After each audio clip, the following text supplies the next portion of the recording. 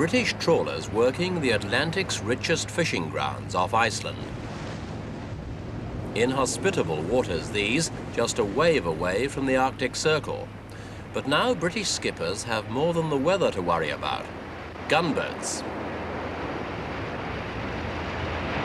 The Icelandic gunboat Thor races to cut the fishing gear of a British vessel while a frigate of the Royal Navy weaves to head her off.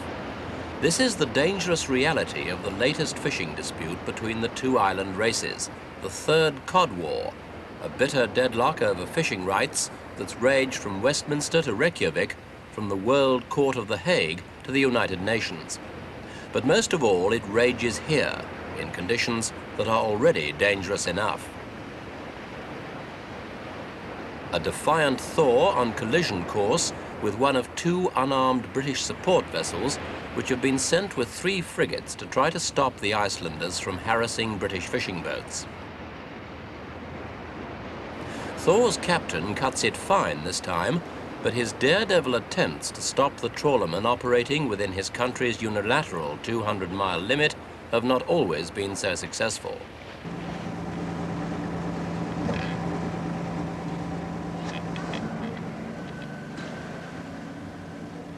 Back in Iceland, the Thor licks its wounds, the first casualty of the latest Cod War. The damage to its helicopter deck was caused during a skirmish with British support vessels, sheltering inside Iceland's territorial waters. They ended up ramming the Thor, which replied with a salvo from its 57mm gun. For Iceland, the ramming incident was excellent propaganda material, bolstering their underdog image, and it made Captain Helgi Halvardsson something of a hero. But you have, in fact, Captain, been the first person to fire a shot in this present Cod War. Isn't this really going to lead to a very dangerous escalation of possible violence on the fishing grounds now? Well, I just want to make that and make it clear that this was inside the Icelandic territorial waters. There is no Cod War inside the territorial waters. All ships are supposed to go after orders from the Coast Guard inside territorial waters. How much ill feeling and distrust is there now, do you think, between the Coast Guard vessels and the British support ships? Well, there is no bad feeling from me. I'm just doing my duty and they are doing their duty. But how they do it, that's another thing.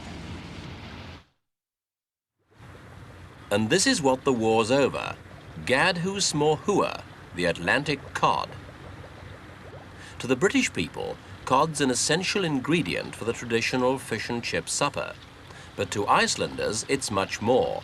In fact, as Iceland's only export, the cod's vital for the country's survival, and unfortunately, there's only a limited amount. Icelandic experts say the recent hatching of cod has been so poor that fry could well be fished out in 2 years unless there's strict control. Iceland insists that only 235,000 tons should be taken out a year.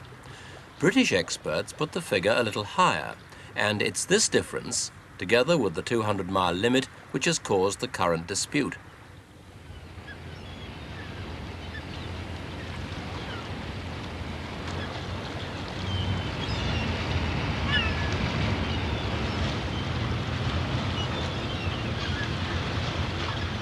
Iceland, of course, wants to keep much of the cod for itself, but it has agreed to let West Germany take 60,000 tons a year. That's 20,000 tons less than it took last year. Britain, on the other hand, is used to taking 130,000 tons a year and balked at Iceland's order to cut that by half. Britain argues that the reduction would ruin many fishing towns on the country's east coast and actually harm more British people than the whole population of Iceland. But they have always had the right to fish here before. What's right? For long times ago, we have here a 50-mile limit before 1900. And after 1903, the British make an agreement with Denmark. to have a 3 miles here around East Iceland. But now are we independent since 1944. So no heavy take it, that should be 200 miles here around Iceland. We will mean that is an international law. There is many countries in the world now, they have a 200 miles. We have got it in many years. But do you think it's really necessary for Iceland to claim this vast area of ocean, 200 miles for itself? Why do you need it? Because 19% of our export is fish. And if we lost the fish here around the Iceland, we cannot live in the country. So must we go away again. Well, do you think that Britain should be allowed to have, do you personally think that Britain should be allowed to have any fish here at all? The British fishermen, they caught more fish in their home water and they do here around Iceland. And if they have 200 miles around England, they can catch all the fish they need there. But it's not necessary to come here to Iceland to take from us the fish.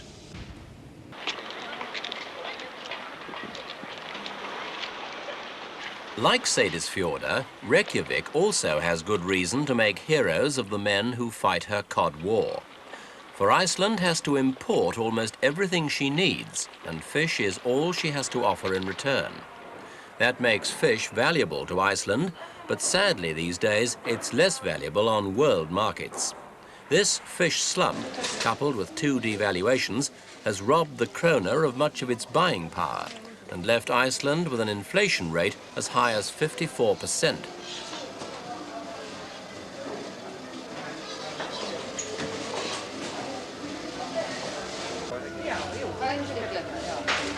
Iceland's said to have the 3rd highest standard of living in the world. The average wage check is over £80 a week, but most men have 2 or even 3 jobs, and many wives have at least 1. But prices are high too. A jar of jam costs £1. A family house, £100,000.